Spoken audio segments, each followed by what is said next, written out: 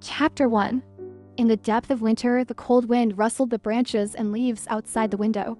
The warm sun vied to shine into the room through the cracks of the window lattice. Sheng Jiaoyu's head was still groggy. There were all kinds of chaotic sounds ringing in her ears. She blinked blankly as she looked at herself in the mirror. "Young master, it's almost time." The young girl sat in front of the dressing mirror. Her loose black hair spread out like water on her thin and frail back. Her facial features were extremely good-looking. Her skin was as white as snow, her eyes and eyebrows were gorgeous. The plain light shirt inadvertently revealed half of her snow-white wrists, which were as clear and fair as jade. "Young master, if you don't go to the Eastern Palace soon, it will be too late. If you're late, you'll surely be punished by the Crown Prince." Seeing that she still looked sleepy and listless, the maidservant couldn't be helped but say again.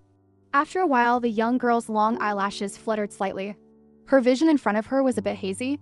There was a slightly dazed look on her fair and beautiful lotus-like face. The Eastern Palace? The Crown Prince? The Crown Prince had already ascended the throne long ago. Sheng Jiaoyu blinked her eyes gently twice.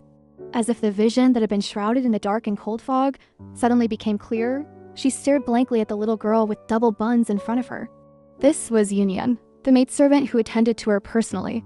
After the Sheng family was ransacked, she had never seen Yunian again. All she saw were the fingers that the new emperor had someone send to her. Yunian looked at the person who was in a daze and couldn't help muttering to herself. Could it be that the young master was haunted by a nightmare last night? "Young master, are you all right?" Sheng Jiaoyu came to her senses. Her eyelashes, as thin as cicada wings, fluttered twice. She pursed her soft lips and raised her eyes to look at the furnishings in the warm room. There was a screen carved with red sandalwood, a cabinet made of huangwali wood, a desk standing by the window, and outside the window was a magnolia tree.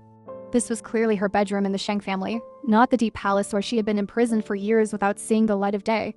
Sheng Jiaoyu slowly furrowed her delicate eyebrows. The young girl still looked a bit trance-like. Wasn't she dead? The young girl was absent-minded.